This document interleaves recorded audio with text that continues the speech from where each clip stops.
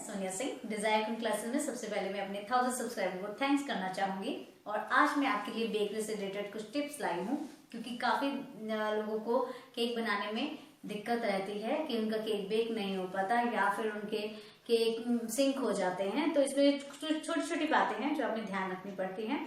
तो सबसे पहले मैं आपको बताना चाहूंगी कि केक को बनाने से पहले आपको माइक्रोवेव को कन्वेक्शन पे लेवल पे या फिर ओटीजी को आपको 180 पावर पे प्रीहीट करना चाहिए, और वो भी 6 से 7 मिनट में प्रीहीट हो जाता है। लेकिन कुछ माइक्रोवेव में कंप्लेन रहती है कि उसमें हीट बहुत ज्यादा होती है और वो केक ऊपर से बर्न हो जाते हैं।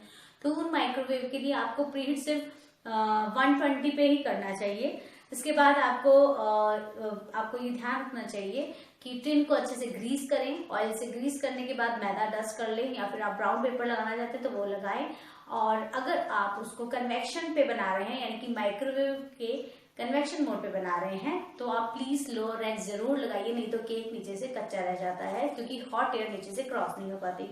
तो माइक्रोवेव में अगर आप केक बनाएं कन्वेक्शन मोड पे तो आपको रैक लगाना जरूरी है। लेकिन माइक्रोवेव मोड पे केक बनाते हैं तो वो 4 मिनट में बन जाता है, उसमें हमें रैक नहीं लगाना होता। उसके बाद में आप केक को जब बनाते हैं उसके बैटर को बहुत ज्यादा ओवर बीटिंग मत कीजिए। ओवर बीटिंग केक को खराब कर देता है। कई बार ओवर एयर आ जाती है ओवर बीटिंग करने से, तो उससे केक बीच में से सिंक हो जाता है।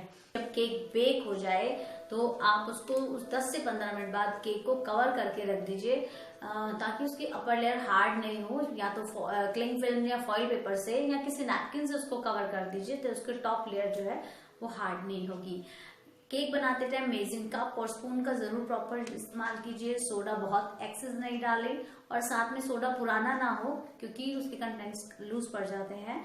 तो बेकरी के लिए बेकिंग पाउडर और सोडा जब भी आप यूज करते हैं, मीठा सोडा, तो वो आपको प्रॉपर फ्रेश होना चाहिए और ज्यादा पुराना नहीं होना चाहिए। तो बस ये कुछ टिप्स हैं, इनको आप ध्यान रखते हुए केक बनाइए, तो आपकी केक में कोई प्रॉब्लम नहीं आएगी।